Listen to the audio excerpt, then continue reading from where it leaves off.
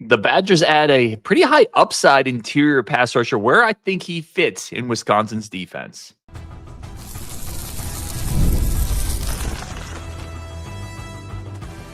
You are Locked On Badgers, your daily podcast on the Wisconsin Badgers. Part of the Locked On Podcast Network, your team every day.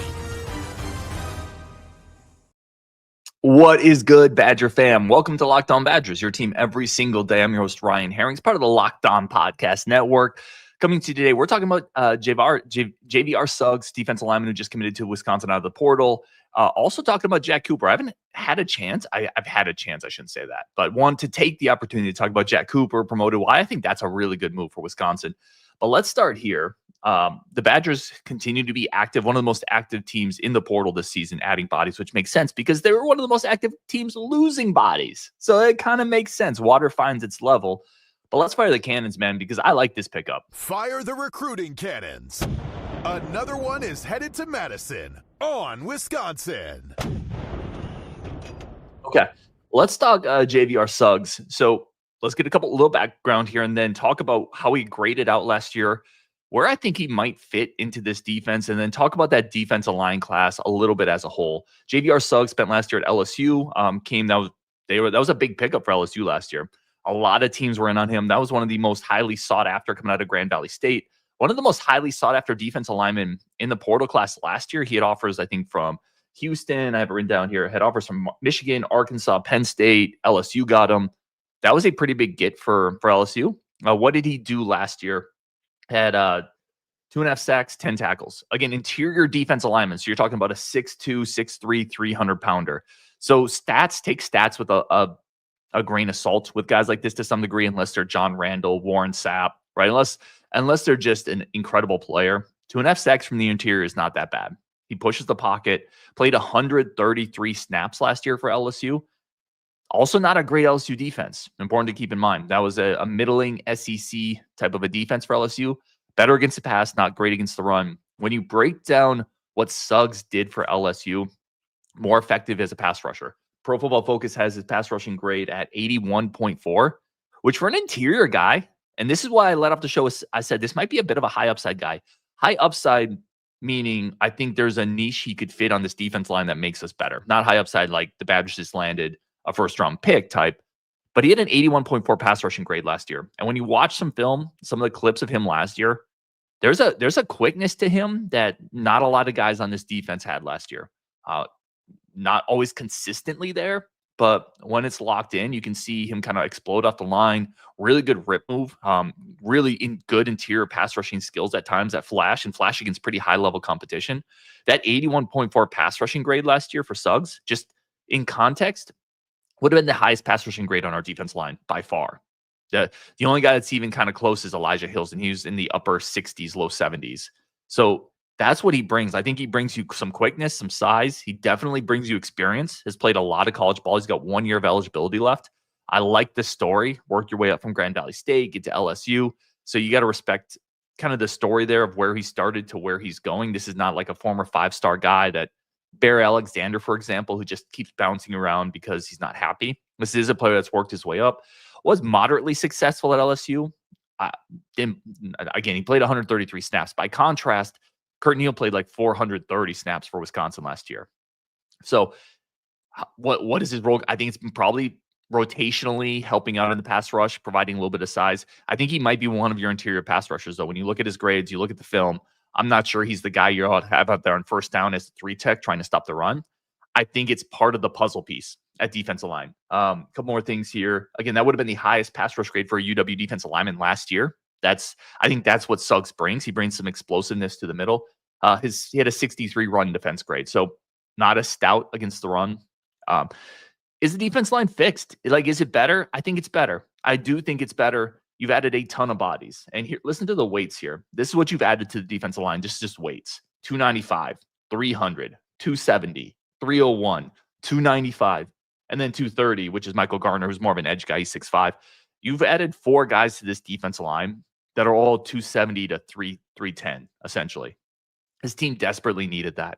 This team desperately needed size depth, rotational solidity. Again, I keep using the word solid. Solidity is not even a word, is it? But solid. This entire offseason has been about let's get solid at quarterback. Let's get solid at offensive coordinator. Let's get solid at defensive line. I think they're solid at defense line. Now, I don't know if they brought in any stars. I don't think any of these portal guys are actually probably stars. Maybe Reiger is the closest if he's healthy, and Reiger's more of that edge guy. Peterson, I think, is just kind of a solid guy. Big Perk, I think, is a solid guy. Suggs, I think, is just kind of a solid guy. What I do like about it is it feels like these pieces can be fit into different packages. I think Suggs is probably more into a pass rushing disruptive package, whereas a guy like Peterson and Big Perk are probably more run stuffers, giving you a little bit more in that sense. I like some of the pieces that they can fit together there, especially when you consider what they had last year. So they've added a lot of depth, which they absolutely needed to do. Suggs was a guy that had a lot of interest this year, a lot of interest last year. But again, so did a Darian Varner, so did a Brendan Lane, and those didn't really work out either. So it feels like every defense lineman, when they enter the portal, they all kind of have a lot of interest. Gio Paez left and went to LSU, for example. And it feels like we finally completed maybe a trade. We gave them Gio Paez and we got Suggs from them. So keep in mind, like, the offer list looks great, but every defense lineman that enters the portal, because there's such a dearth of them out there, it feels like they all are going to get a lot of offers. Let's get some comments here if you guys have any.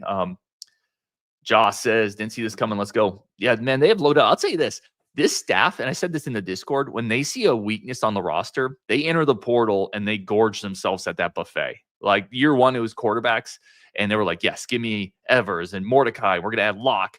And year two, it was linebackers, and they were like, give me all the linebackers. And this year, it's like front seven. I'll take all of them. I mean, they shop in the portal like it's Black Friday, and they just found a pallet loaded with a ton of stuff on a great deal, and they're going to take it all. And I'm cool with it, because not all these guys are going to hit. We know that. We know not every player is going to hit in the portal. So get enough of them where the margins are in your favor. If 60 to 70% of these guys hit, that means 3 of these guys hit. Your line is probably better than last year, quite frankly. Your line, I don't think any of these guys are really low floor guys. I think they all are coming in as guys that feel like they can play rotationally. They've proven it. They have good size. I like the haul a lot. I think it makes the linebacker, or I think it makes the defense line a lot more solid, which is going to get you into more passing situations because teams aren't going to be able to run against you.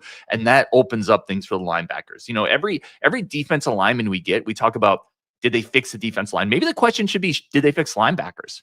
Because for the longest time, the secret sauce to this Badgers defense, it was the great linebackers, but it was great linebackers that played behind stout defensive lines that ate up blocks. That's really the key sauce. And in any defense you're going to play, whether it's a 4-2-5, a 3-3-5, whether it's a 2-4-5, whatever it is, a 3-2-6, it doesn't matter. Whatever defense you play, you don't want offensive linemen attacking linebackers 3 yards down the line of scrimmage, right? Because that's never going to work out well. So every defense lineman we get, I think you're making that linebacker group a little better too, which I think that's partially why the linebackers didn't play as well last year. We talked about, man, they brought all these guys in and it didn't work out. Why didn't it work out? Well, it's because the defensive line wasn't good enough.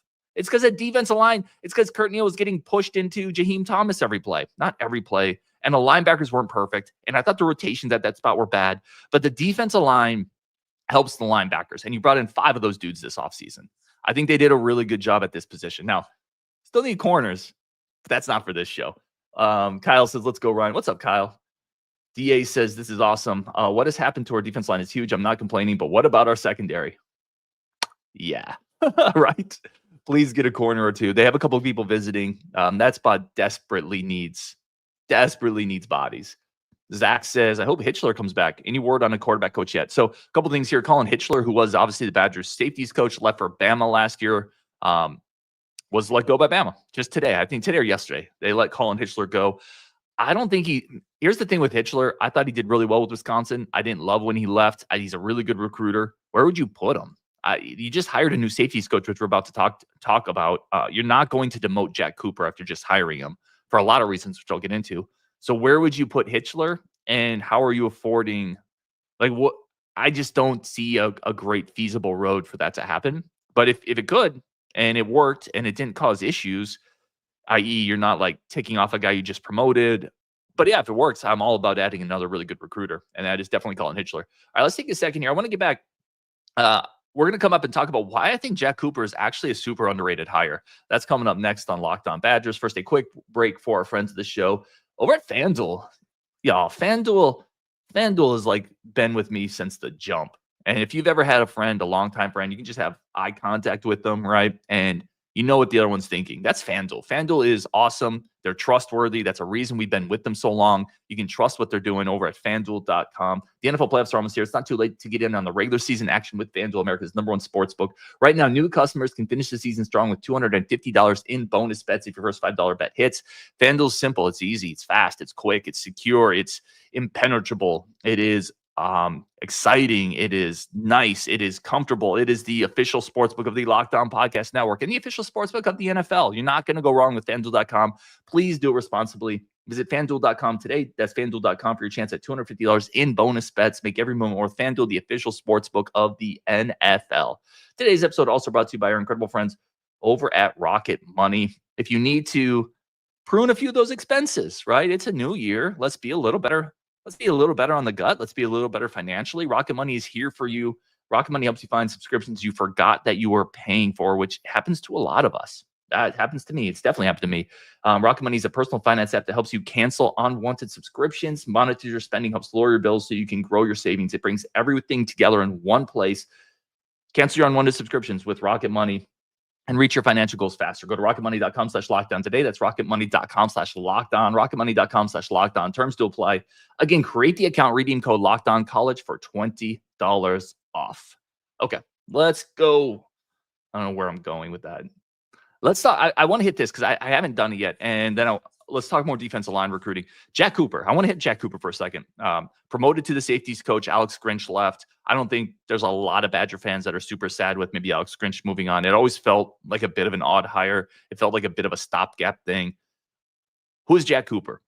And why do I think it's a good hire? Jack Cooper spent several years. First of all, he's younger. I like the career path here. I like adding some younger coaches. I like adding coaches with different perspectives. He was a defensive coordinator at Rhode Island for several years and built a really good defense for Rhode Island, which two things stand out for me here. First, he understands the overall scheme. Safeties are such a big part of the overall scheme of a defense. They're the erasers for a defense. They're making calls. They're making reads. Having a former DC as a safeties coach makes a ton of sense for me because generally they're looking at the bigger picture. They know the bigger picture, and that's what safeties have to do to some degree. Other positions are more technique focused, more athletic focused, cornerback, defensive line.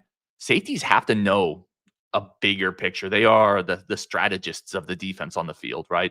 And I kind of feel like that's having a defensive coordinator, a former defensive coordinator who was really successful at a lower level. That translates really well to safeties coach for me. The other part of it I like coaches that have come from a lower level, have worked themselves up. It feels like a bootstrap type story. They're used to working with lesser resources. I like the career path of a young, hungry assistant there. And I'll tell you the other reason I like it. Having talked to several people in the program, people rave about him. People really, really, really like Jack Cooper. Players, recruits. You saw Nick Osen tweeted out some comments from current recruits coming in. This feels like underrated because nationally there's not a big name there. I think this is a tremendous hire. I think it's going to work out really, really well. Time will tell, but I think it's going to work out really, really well, which is why I don't think you just move him to the side because Colin Hitchler's there. I think you would damage that bridge. It would look unprofessional. And I don't know if Colin Hitchler is a better safeties coach than Jack Cooper.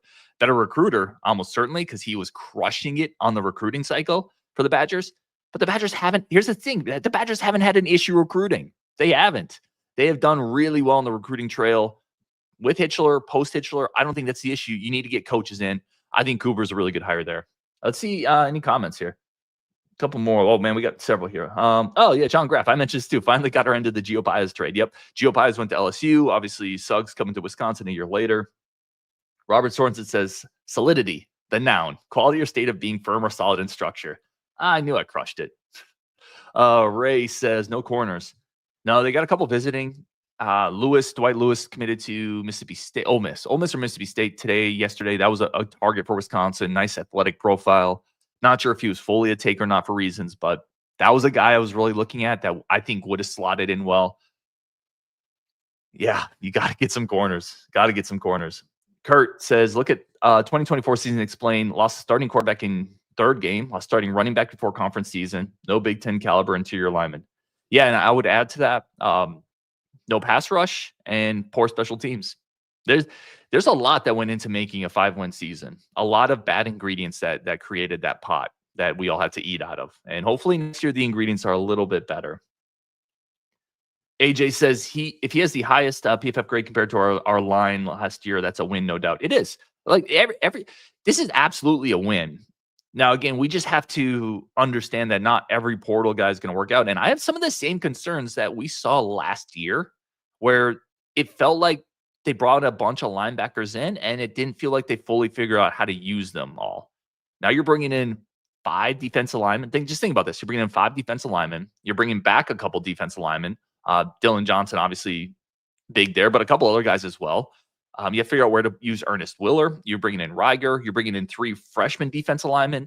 The coaches have to be really quick, decisive, and good at figuring out how to use these players in a rotation, how best to employ your new chess pieces. Because last year it felt like they didn't do the greatest job of that. And maybe that's not fair. I certainly don't see practice. I'm not trying to speak out of turn, but I felt like you could watch the game and see Sebastian Cheeks is showing more burst than John Pius, that Christian Allegro needs to be on the field more, that, some of these playing decisions don't make the most sense. Can they be better at figuring that out quicker this year on the defense line than they were at linebacker? I hope so. I really hope so. Artificial Badger says anyone needs an improvement over what we had last year. It was a bad front 7 last year. So I do think they got better. Tyler just says huge. Let's go. Nathan says, one player I want to get thoughts on is Matt Young. We haven't talked about him, guys from Wisconsin, and is an absolute stud. I love the story. So I certainly did a show when he committed. I am going to do, so if anyone's curious, I'm going to be doing deep dives on every portal guy. We have a couple guests lined up. So we're going to be talking, just like we do with the recruiting class, we're going to be really breaking all these guys down. We just kind of do the reaction shows at this point to say, hey, this is who we're getting initial thoughts.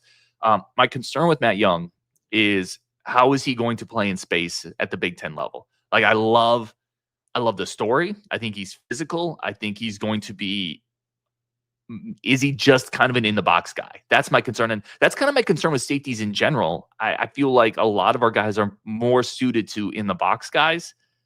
And I don't know if we have as much speed there as we need. But I'm excited to dive more into him for sure. John Graff says there's also a ton of cornerbacks now entering the portal. That is true. Time to go back and hit that buffet line. So as teams drop out of the playoffs, there's going to be more guys, more and more players entering the portal. A couple just entered the last couple days. And there's also a spring window. Like, we have to be super honest about this. You're not going to get everything right now. So there's another window that's going to come up for better and worse. Like, the Badgers will probably also lose some more players in the window. But just because you don't get every corner you need right now or don't get the numbers you need right now doesn't mean it's all lost.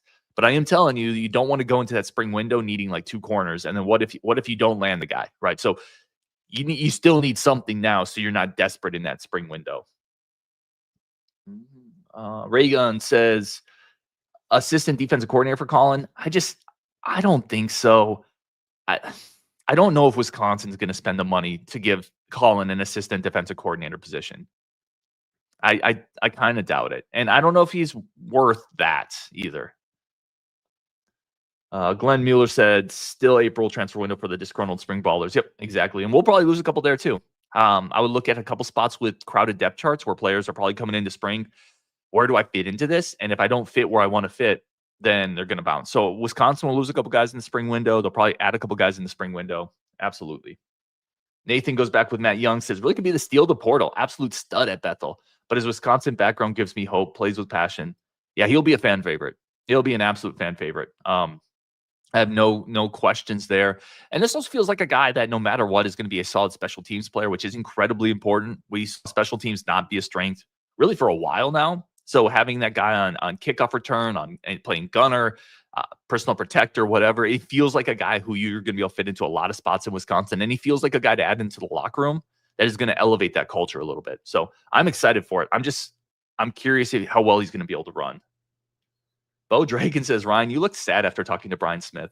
Man, Bo, I'm sad that our team's not very good in general. Like, I'm sad that I'm talking to Brian Smith about, is Wisconsin cooked or not, right? So, like, ultimately, everybody knows this. I'm just a fan. Like, I'm a fan that has a mic somehow. So, yeah, like, I'm bummed that this team isn't very good. I'm bummed thinking about what happens next year if this team's not good again.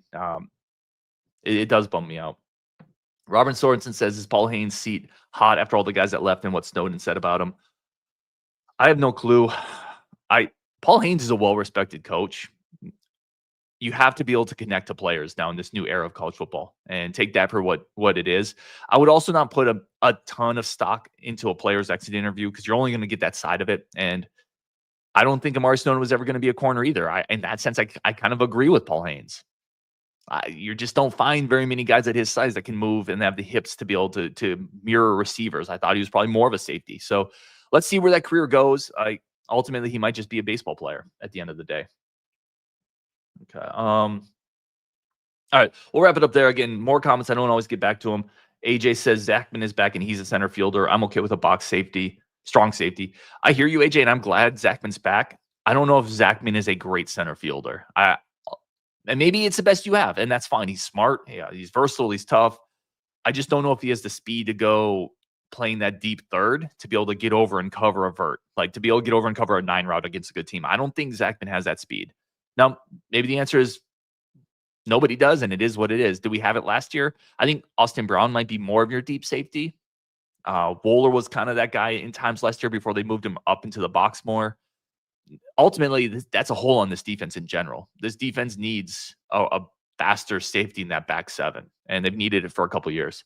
All right, let's wrap it up there on Wisconsin. Y'all are amazing. Happy Friday. We'll talk definitely more later. A bunch of content coming up. And Wisconsin, Iowa tonight. Basketball, so we'll have a reaction show. We'll be a little later because I have to bring my kiddo to basketball, so I'll be watching the game a little later. We'll do the reaction show later, but huge game tonight, y'all. Cannot emphasize how big this Iowa game is. You cannot start 0-3 in the Big Ten. Got to beat Iowa tonight. Let's go on Wisconsin. Appreciate you guys.